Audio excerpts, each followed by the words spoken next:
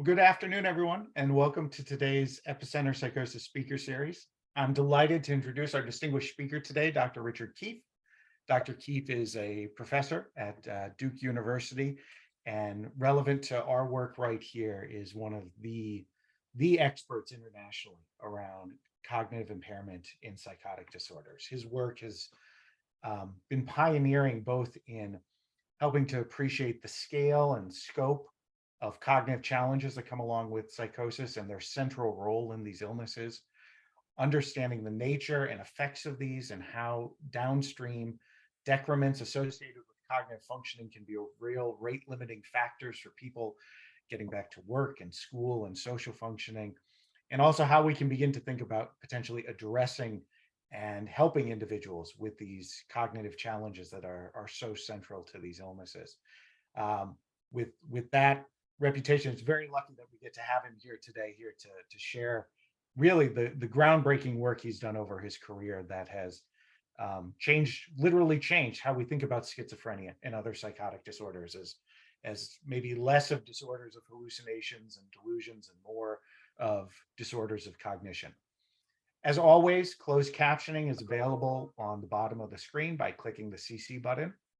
We will have a Q&A with Dr. Keefe at the end of today's presentation, and questions can be sent to me for Dr. Keefe in the chat, and I will relay them to him during the Q&A. And with that, I'm delighted to turn things over to our distinguished speaker today, Dr. Richard Keefe.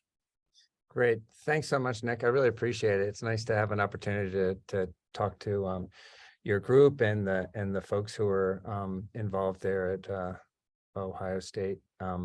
I did want to talk about schizophrenia, cognition today, various aspects of it. I've been, as has Nick referred to, I've been doing this work for quite a long time. And I believe that my interpretation of the data is that cognitive impairment, while not the most obvious aspect of the illness, is probably the thing that really drives a lot of the day-to-day living difficulties that people with schizophrenia have. And I know that's always it seems funny, even when I say it after doing this work for 30 years, it seems funny to hear that, because immediately you think, well, wait a second, delusions and hallucinations are pretty serious events and ways that the mind can really reduce somebody's ability to interact with the rest of the world. And that is 100% true. However, it turns out that people who are hallucinating, and certainly people who have delusions, and as we know, somebody with schizophrenia may be incredibly delusional about a few things, but yet are not delusional about most of the rest of the world. And so those delusions don't necessarily have a tremendous impact on everything that they do, whereas cognition does. Like if your memory is 2 standard deviations below the average person in the society, it's going to be pretty recognizable and problematic, and it's going to diminish somebody's ability to be able to get along day to day. And the other part, of course, is that we have some treatments. They're not great treatments by any sense, but we do have some treatments for the positive symptoms of schizophrenia, the delusions and hallucinations. We have nothing for cognition and schizophrenia. I think there was a time when we thought some of the antipsychotics that were introduced in the mid to late 90s, that maybe some of them could have a cognitive benefit. But ultimately, I think the larger studies demonstrate that that really wasn't true. So, we're left with nothing. And I think that that this effort by some pharmaceutical companies, other researchers looking at cognitive remediation strategies, I think all of those initiatives are tremendously valuable. And so I'm going to talk a little bit about the background of why those things are necessary, and then talk a little bit about some efforts to improve treatment and the methodologies for trying to make treatments that are better. And along the way, talk a little bit about the longitudinal course of cognition too, because it doesn't just come with the illness. There's some underlying cognitive impairment that precede the onset of psychosis too, which again, gives it kind of this extra importance, because if the cognitive impairment was there prior to the delusions and the hallucinations, then, is that the manifestation of schizophrenia before it ever comes to light for everybody?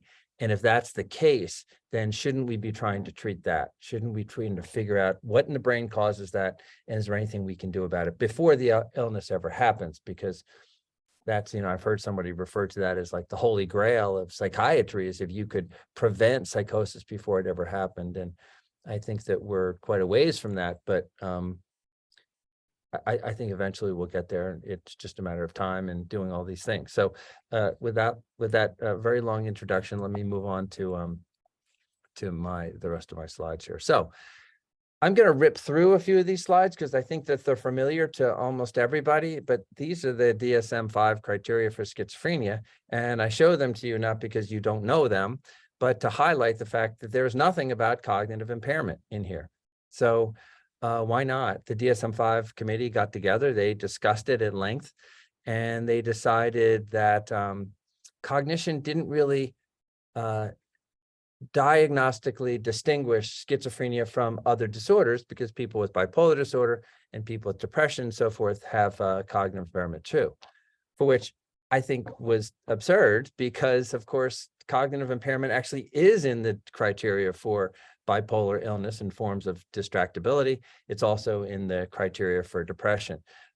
So this was I felt a terrible decision that is actually winds up having implications for the FDA, because if cognitive impairment is a symptom of the illness, it's a much easier way to get an indication for a new drug.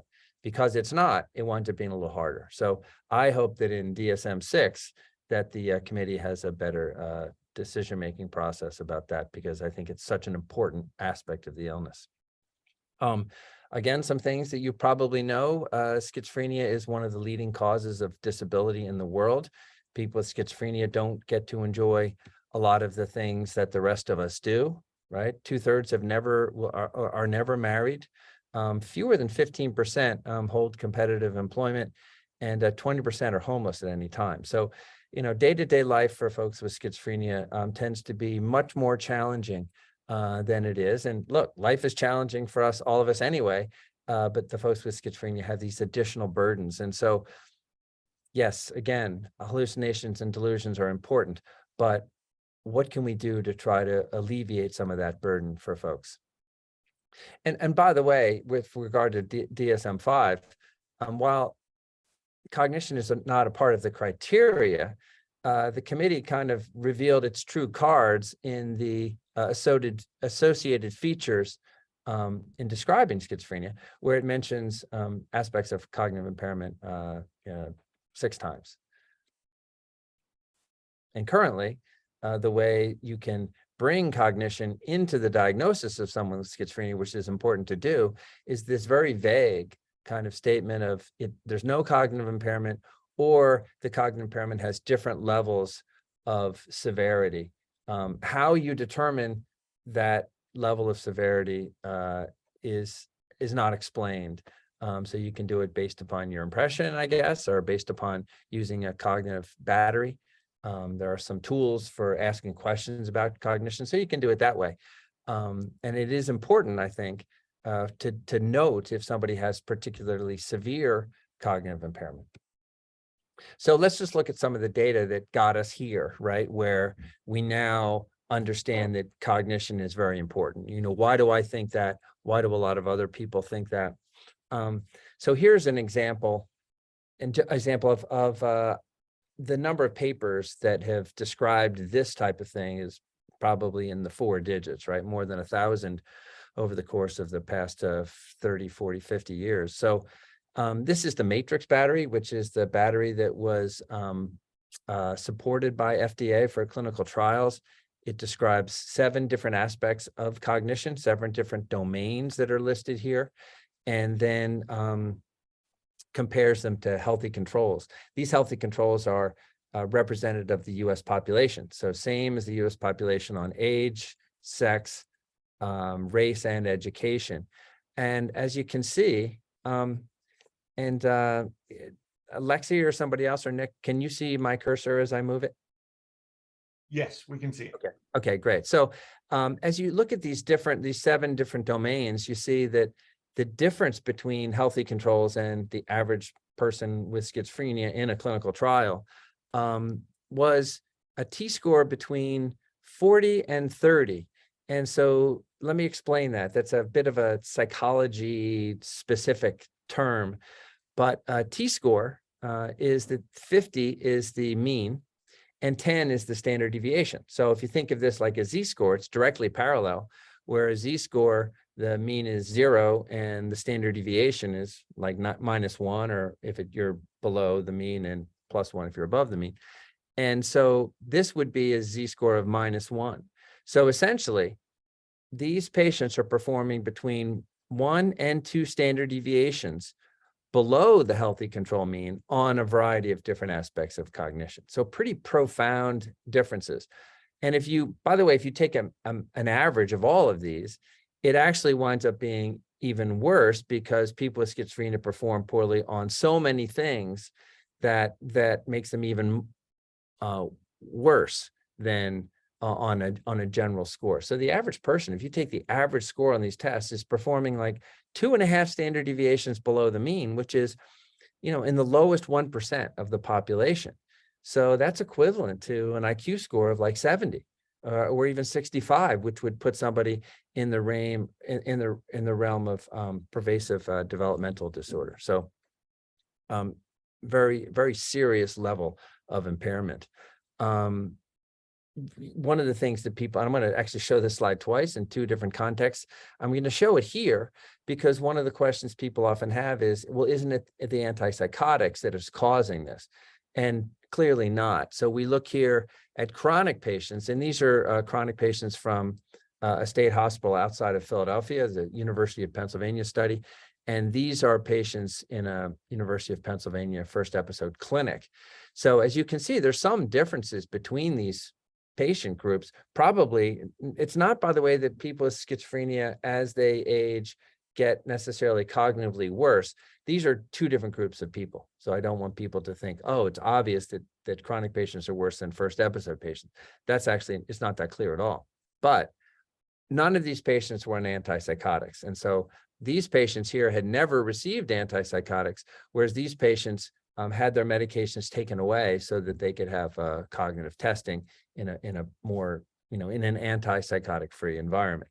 So it's pretty clear that medications aren't causing the problem.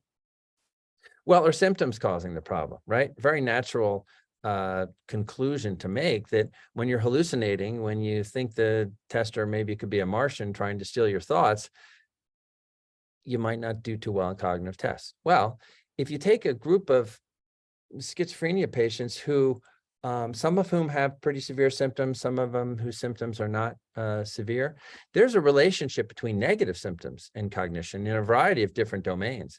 But when you look at the severity of positive symptoms, the hallucinations and delusions, there's 0 relationship between severity of cognitive impairment and severity of positive symptoms.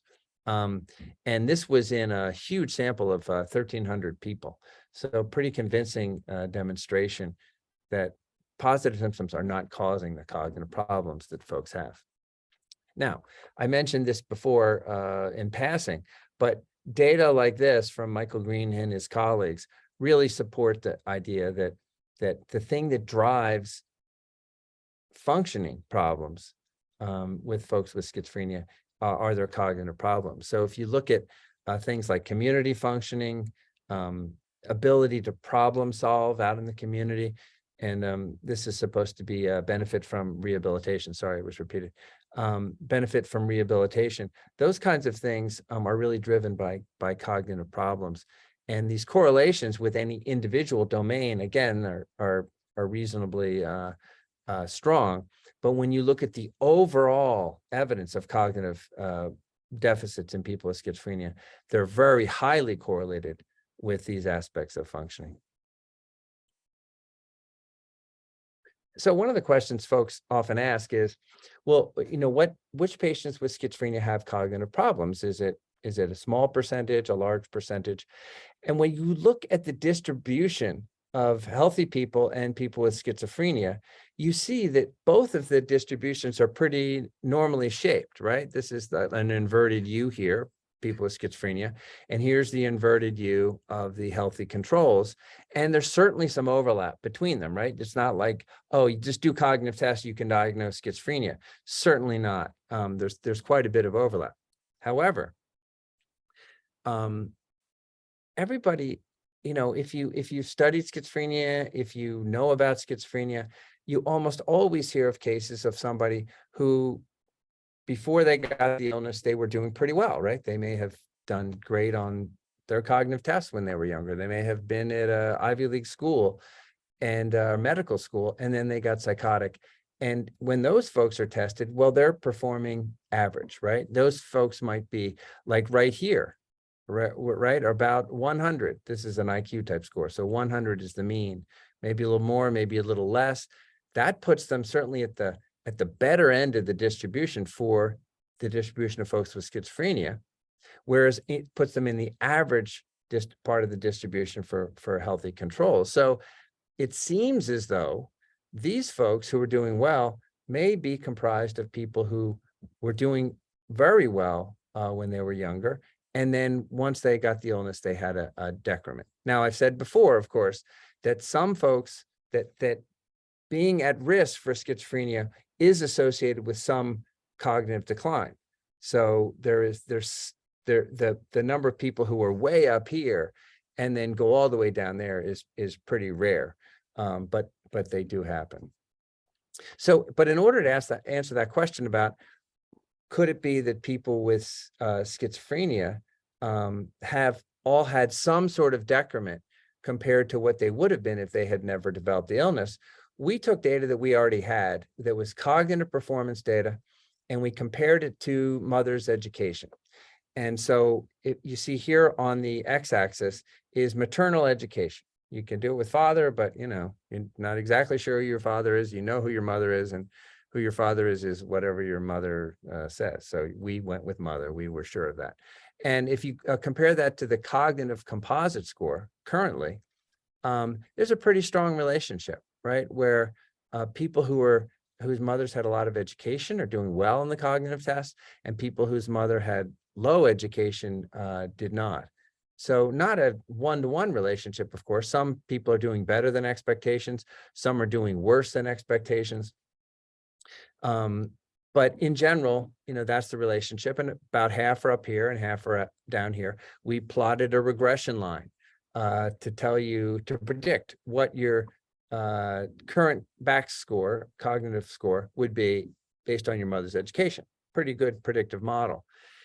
When we overlaid all the people with schizophrenia that we had data on, you see that 98% of them did not fall above expectations. Almost all fell below expectations based upon their mother's education. So it does suggest that almost everybody with schizophrenia has some form of cognitive decline compared to where they would have been if they had never developed the illness.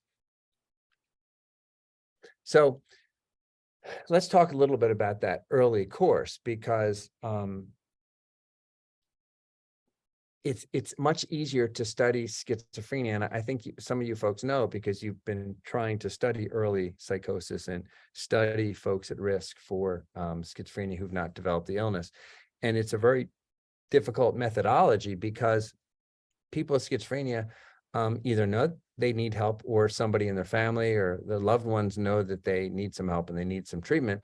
But folks who are at risk often are reserved, and they don't really want to interact as much with people, let alone healthcare systems. And so doing research on that group has been somewhat challenging. But nevertheless, groups like yours, mine at Duke, and a number of other groups like the Naples group across the North America have really tried to identify who is at risk for schizophrenia, who's at highest risk. Can we predict who will eventually develop psychosis, and what are the markers that help us make that prediction? And for me, one of the questions always was, can we look at cognition? Is cognition an indicator of later psychosis? Because there's some indications that it could be. So if you're not familiar with this work, people who are at ultra high risk, UHR, for schizophrenia, are those who either fall into one of three groups. One is that they have these attenuated positive symptoms like perceptual abnormalities, like feeling like things are crawling on them, hearing their name called with greater regularity than it happens to the average person, which it happens to everybody sometimes, unusual ideas, suspiciousness, grandiosity, but not the level of delusions, right? Just kind of a tendency. Brief intermittent psychosis, so psychotic symptoms that are very brief, occur at least once a month, so not very frequent, and are not organizing or dangerous. Some groups, by the way, eliminate this from their research because they think that the person's psychotic already. And then there's this combination of genetic risks, which is having a first-degree relative with psychosis or schizotypal personality disorder, and then a decline in function over the past year. So if you use these criteria among people who have these symptoms, about 36% of them will develop psychosis in the next year. So these symptoms themselves are pretty good predictors of the future, but 36% is actually so low that you're kind of better off not bothering, because the rate of psychosis is so small that you will just make far more mistakes than you will get anything accurately. So we really need to make those predictions better and better. One of the ways that we can do that is with cognitive performance, and I'll get to that in a little bit. Some of the groups that are trying to predict psychosis are using cognitive indicators, and that's been pretty helpful. This was one of the first large sample papers to look at cognition in people who are at risk, and this is from the Naples group led by the late Larry Seidman. And right here you have performance in healthy people in the horizontal line across the top, and with a z-score of 0. And you can see that these risk groups are all performing worse than the average person in the general population. The worst among those actually is converters. So those who had met criteria for psychosis and then over the course of the next couple of years develop psychosis. You can see that at baseline, those folks were actually performing worse on cognitive tests. Some of the other risk groups, yes, they were performing worse in healthy controls, but those who were going to be psychotic in the next year really appeared to be struggling cognitively. You can see that the non-converters in the blue, they were doing poorly, but not nearly as poor. And one of the distinctions that we made in some of our work is, the ultra high risk state is just that. It's a state, and it's not a trait. And it's something that adolescents can pull out of. And I think we've really seen that in the literature that if you've had children who have grown to be adults, and in their adolescence they just vacillate on everything, and so having a difficult time for a few months is not that uncommon. But when you come back a year later, is that person still having a difficult time? Are they still meeting criteria for ultra high risk? Well, a lot of them actually grow out of it. And so this data has not made that distinction between those who remit from that state and those who stay in that state over time. And I'll get to that in a bit. I just wanted to make a couple of comments from some work that was published over 10 years ago now, actually, looking at kids. So even young kids in the classroom who are assessed with cognitive tests, there's a slight tendency for some kids to have some verbal deficits on cognitive tests, and to also, with regard to over time, get a little bit worse on some of the important processing speed tests. So there are some hints of cognitive problems, even in kids from 7 to 13. It appears as though those kind of manifest themselves a little bit more strongly in late adolescence, at least in some kids. So let me, I'm gonna skip a few of these slides in the interest of time. And I'm going to get to the Singapore study that we did. So, we were interested in the question of whether we could predict psychosis, but that was there something about the longitudinal course of that adolescent or young adult prior to the onset of psychosis? Was there something different about those kids? Because a single snapshot, especially in an adolescent who will have bad days and have good days, a single snapshot might not be sufficient. So we assessed patients on a lot of different cognitive tests, a lot of different clinical measures over time in 384 healthy controls and 173 young people who were at risk.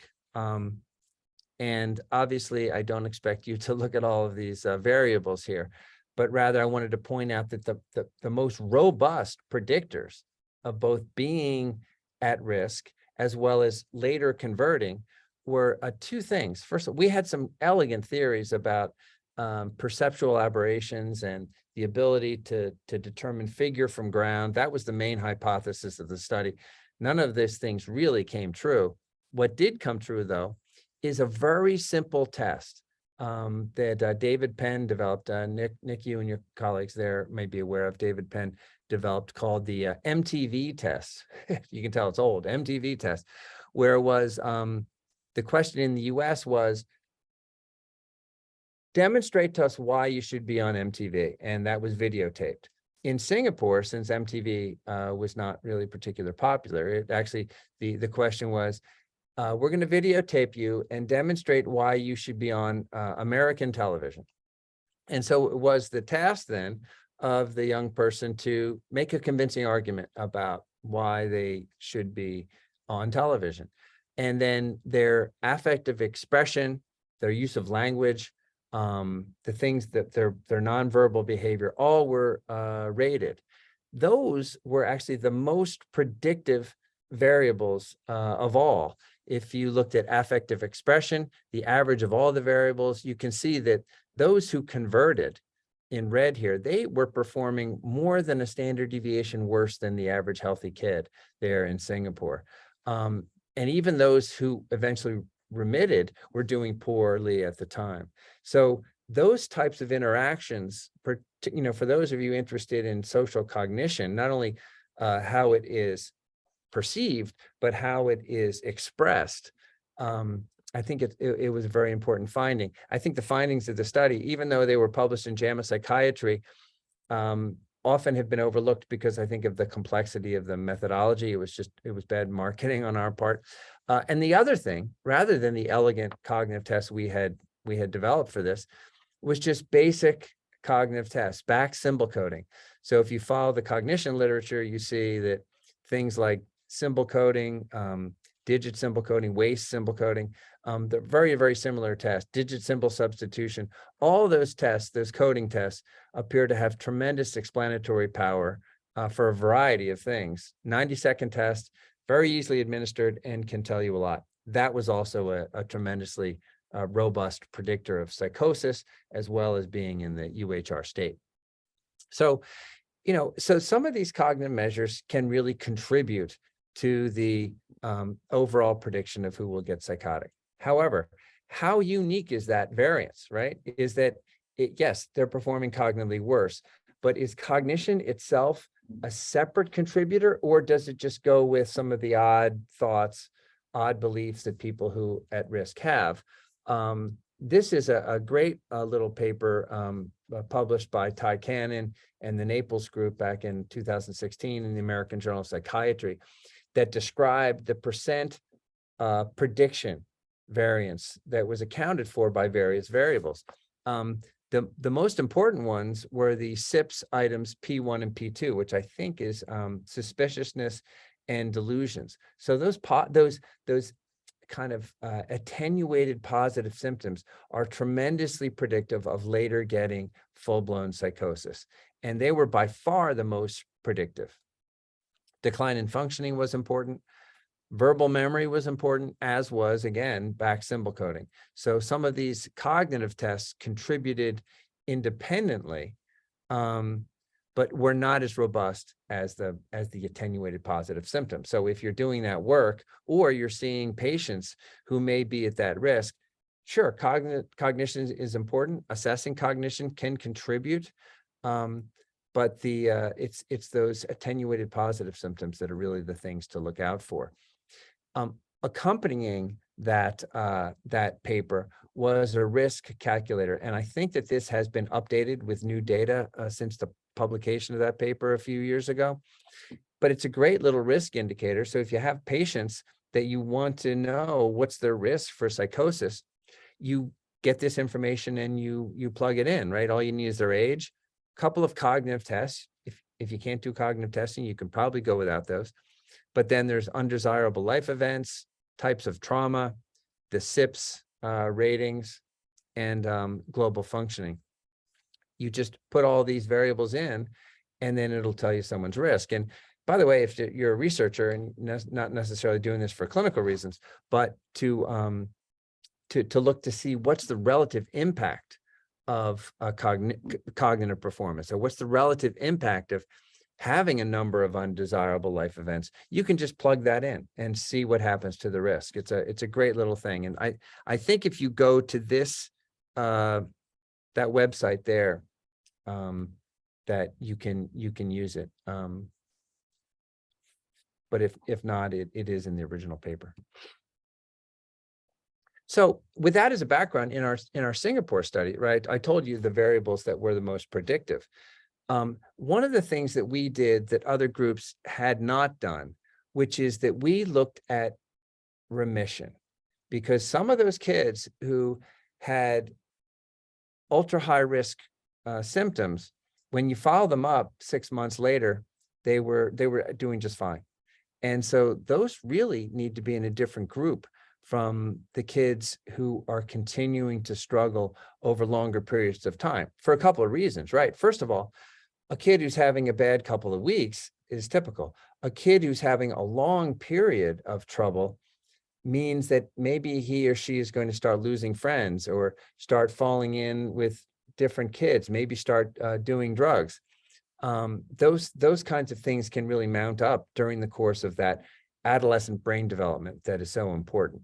So we felt that longitudinal component to the study was really important and unique. And when we looked at it, we did find that these kids who were non-remitters, they were showing, in some cases, worsening over time, like on tests of social cognition. They were getting worse, while the kids who were remitting were getting better. At baseline, these were essentially showing the same symptoms. These kids got better, these kids didn't. This was about the same. Verbal fluency, no change, whereas the remitters got better. And then I think particularly robust was our perceptual tests, where the folks who remitted actually did better than healthy controls. They got much better, whereas the kids who were not remitting stayed the same. So I think it's really important longitudinal data to see what's happening over the course of time. And I do think that methodologically, that these high-risk studies should have a longitudinal component to them, because it's what happens over a longer period of time that is most important. And then finally, this was our main finding, really, was just overall, when you looked at overall cognition, the healthy controls got a little bit better, because young, smart people will get better on cognitive tests when you test them twice. And you see that the non-remitters also got a little bit better, but the remitters really moved up to the level of the healthy controls on cognitive tests. So it really, it's hard to distinguish these, right? You're trying to distinguish remitters and non-remitters. Well, they're kind of similar. The remitters are a little bit better, but what happens later? They're doing much, much better. So that type of course in a predictive model is very different than this type of course. So let's move on to treatment. I have about 7 minutes left. I want to leave 15 minutes for questions. So treatment. now we're going to go back to psychosis, to schizophrenia, and what are the treatment options? I'll rush through a couple of these because I mentioned them already. We were involved at Duke. We were involved in the Katie study, which is was a comparison of the antipsychotics that were available at the time. It was an effectiveness study, so it didn't only include, the types of patients that are specially designed for clinical trials, but rather was intended to include all comers. Somebody with schizophrenia, regardless of their circumstances, they were allowed to come into this study. Bottom line is that in this study, actually, olanzapine did a lot better in terms of effectiveness because it just reduced symptoms better. But it also had a lot of metabolic problems associated with it, and risk for diabetes, weight gain, a lot of trouble. This is one of the larger studies at the time to demonstrate that some of these antipsychotics were really bad for the metabolic profiles of the patients. But we had the opportunity to look at cognition over the course of the 18-month study. So few patients stayed on the same medication over the 18 months, though, that we limited our analyses for the first 2 months. And we found that there was no difference between the representative older antipsychotic compared to the newer antipsychotics. And in fact, none of the patients really got much better. The improvement here of 0.2 standard deviations, and these are large samples, right? 150 in each group. This comparison, that amount of improvement is really just considered, is consistent with the practice effect. So if we didn't treat these patients at all, just kept them on the same drug, they probably would have had that same amount of improvement anyway. And we've demonstrated that time and time again in other studies. So basically, the choice of antipsychotic has very little impact on cognition. Oh, and that was replicated by the UFES group, comparing haloperidol to some other antipsychotics in first episode patients. Again, more improvement that you saw across the board, partly due to the fact that they were first episode patients that responded a little bit better to the antipsychotics because it was the first one they had been on. But also some of the tests that were chosen for this particular study were particularly vulnerable to those practice effects that I had mentioned. A couple of noteworthy efforts to develop drugs to improve cognition in schizophrenia. One was encenacline, which was an alpha-7 nicotinic agonist. A number of different drug companies had an alpha-7 nicotinic agonist. A few had some relatively positive findings, but in the end, the drug was not found to be robust enough to warrant further study. One exception was this, encenacline was published in Neuropsychopharmacology in 2015. The phase 2 results suggested that there was a benefit in cognition, statistically significant. And then in the phase 3 study, though, it was negative. And in fact, the company that was developing the drug, basically, once they had the negative results, they lost all their funding and they closed. Sort of like, what can happen in banking when like with SVB, where it's over and there's nobody available anymore to do anything. That's what happened with this drug company. And unfortunately, the results have not been brought to light, and they have been presented but have not been published, which is a real shame because I think there was a lot to learn from this study. And Steve Brannon, who was working for the company at the time and moved on to Karuna now, where they're having great success with an antipsychotic that doesn't have a D2 mechanism, he reanalyzed some of the data and found some pretty interesting things about these drug trials. One is that patients who were on more than one antipsychotic, they had a different placebo response. So what happened, they believe, is that when you are on 2 antipsychotics and then you add another drug, it has a blunting effect on cognition, as you see that these placebo patients did particularly well. So it has led other companies to rule out patients who are on more than one antipsychotic, only because it becomes so confusing and difficult for a drug to have a very specific effect, especially with a targeted mechanism of action, when there's two different antipsychotics on board for the patient. And that was found, by the way, not just on cognitive tests, but also on the scores, which is a rating scale that asks questions about how somebody, whether a relative or a loved one feels the patient is doing better cognitively. So kind of two sources of evidence of the same phenomenon that I think is worth paying attention to. Another thing was the degree of sedation. So Stephen Stahl has a rating scale, a ranking of how much sedation the various antipsychotics cause. And you can see here that the patients who were on non-sedating drugs had a much more robust response compared to those who were on the sedating drugs at baseline. Same things with anticholinergics. Those who are on anticholinergic medications responded much worse than those who didn't. So I think that there was a lot to learn from that study. Some of those lessons were actually applied to this program. And this is the GlyT1 inhibitor study called iclapertin, I think. Yeah, iclapertin from Boehringer Ingelheim. And you can see in this study that compared to placebo, which had basically the expected level of improvement for these types of studies, that many of the higher doses had quite robust responses.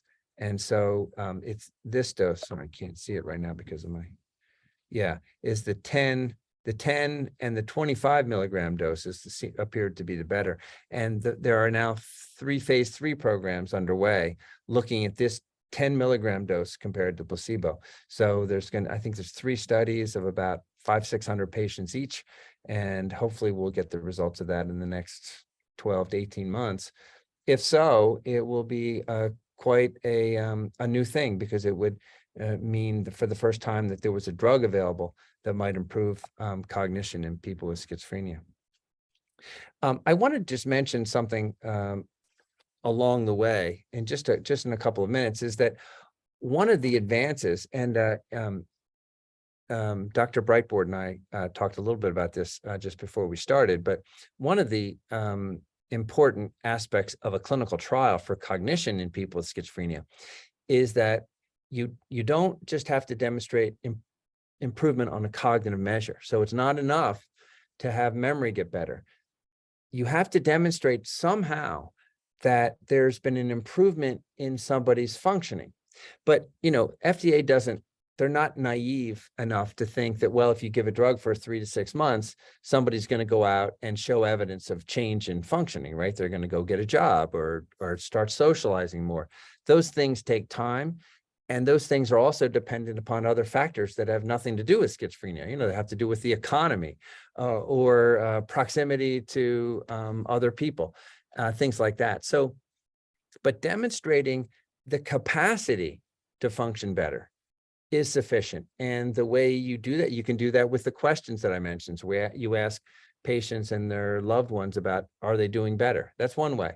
The other way is to do tests in the laboratory that are related to functioning. So the classic one is the UPSA, the UCSD Performance-Based Skills Assessment, but it's kind of become outdated. And so a number of years ago, we developed this test called, I've already said those things, called the VRFCAT, which is a virtual reality functional capacity assessment tool, where basically the person, I'm going to skip over the video in the interest of time, but basically the person goes into a kitchen and you're given a recipe and you cross off the things that you have by checking. You check your fridge, you check your cabinets, and if you have those things, you cross them off, and then you take your recipe to the grocery market.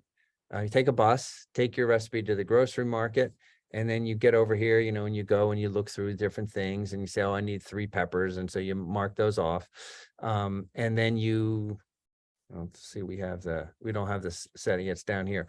But then you go and interact with somebody and you pay at the supermarket. You have to give exact change. You have to get everything exactly right.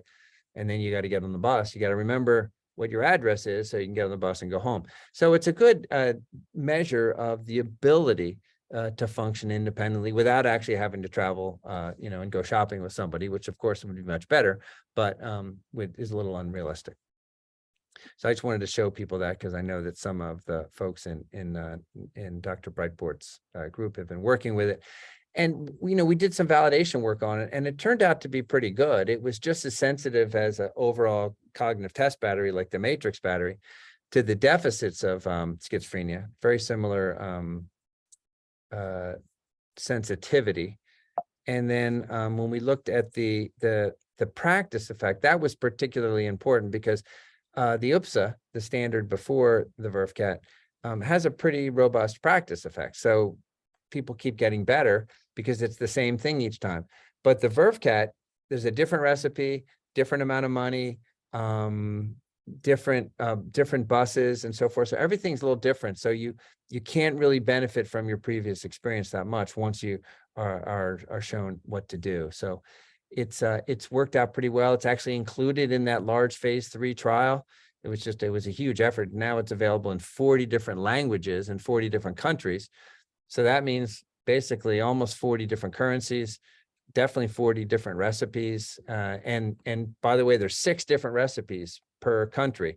So there's 240 recipes of food in this thing. And it'd be very interesting to see whether it works out well. And I'll stop there.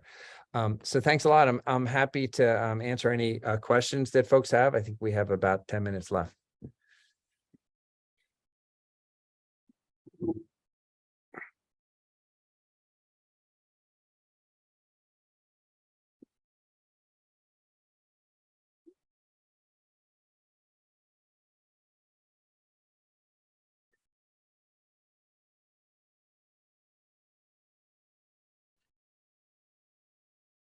I'm sorry, was I muted? Oh, I didn't even have my video on. Okay, sorry.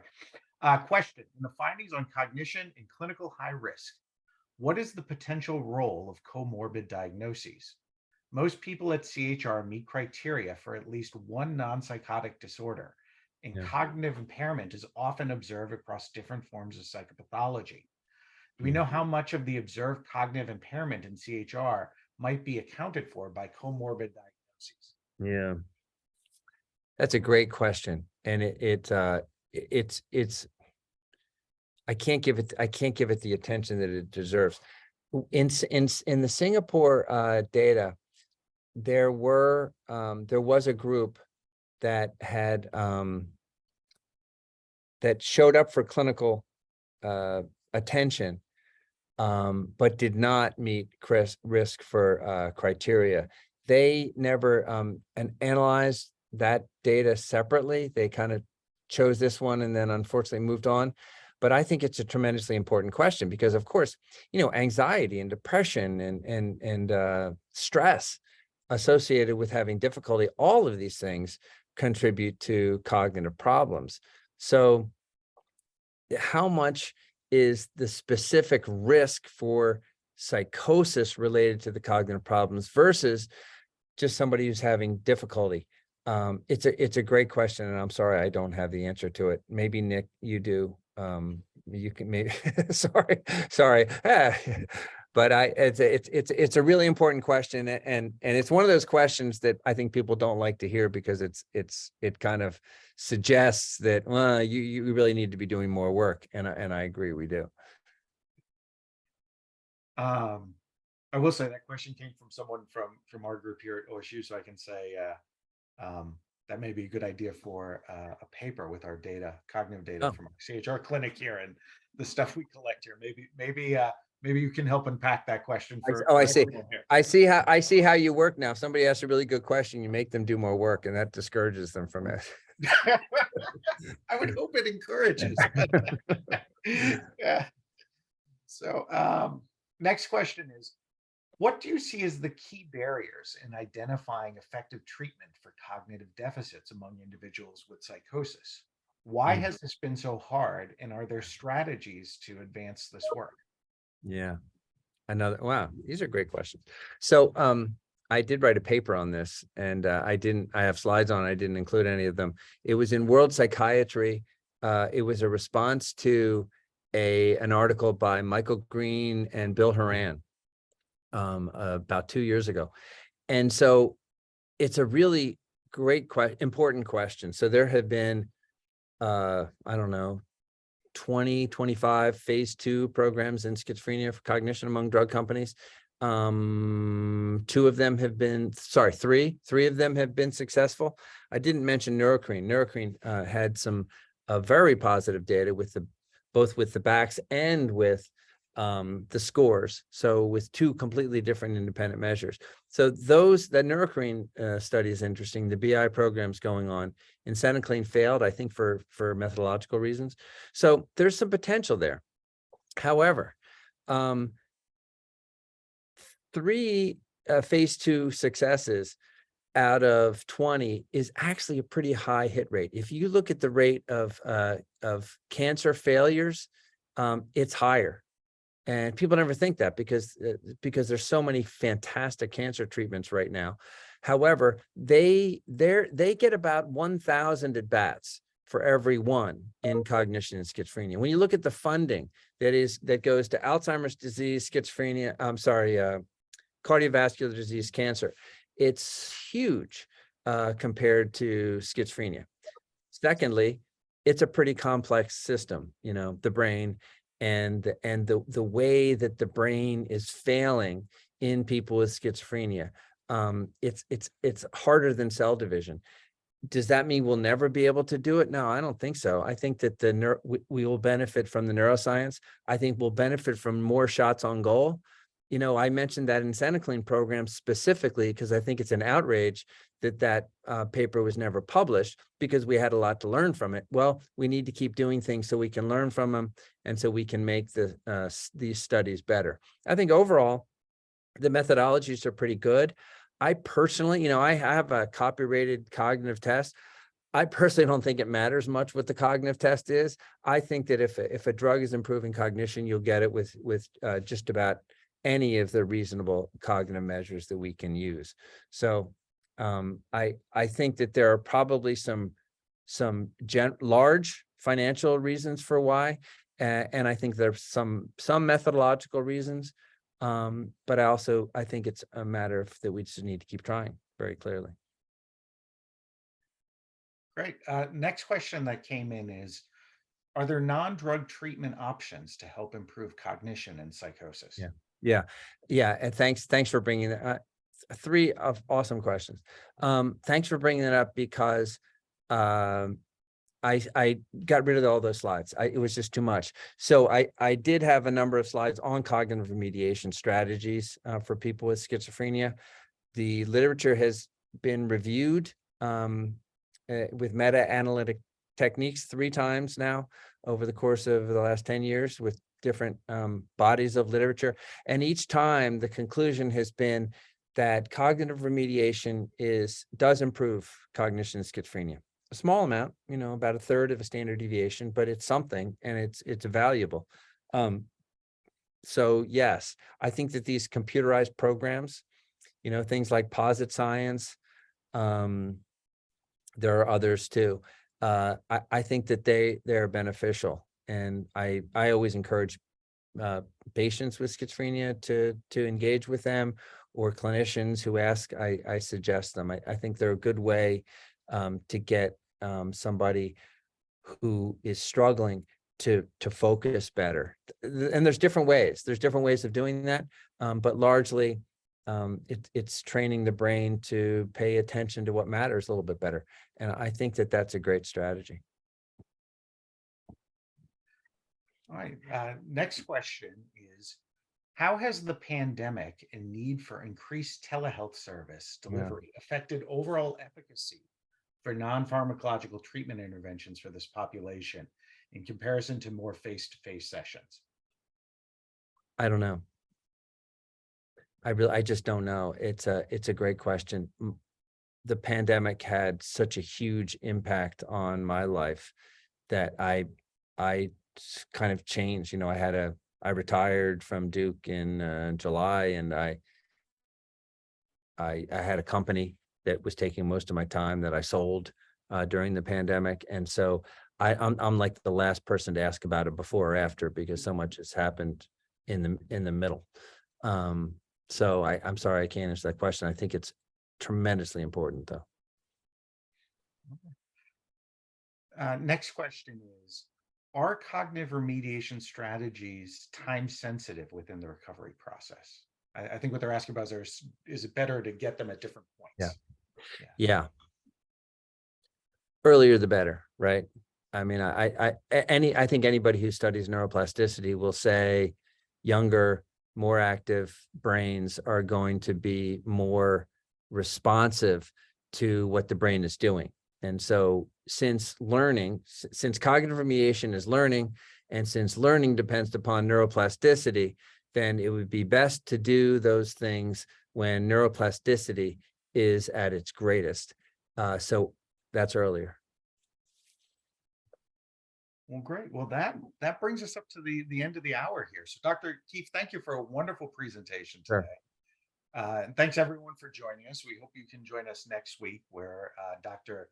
Linda Antonucci from the University of Bari will be presenting, and in some ways, sort of continuing this discussions today. She'll be presenting on cognitive and social cognitive deficits in psychosis, around the question, are these transdiagnostic or individually specific features for folks with psychosis? I hope everyone is doing well and staying healthy. And Dr. Keefe, thank you again for a wonderful presentation today. Thanks very much. It was a great pleasure. I wish you all the best. Take care, everyone. Bye. Bye-bye.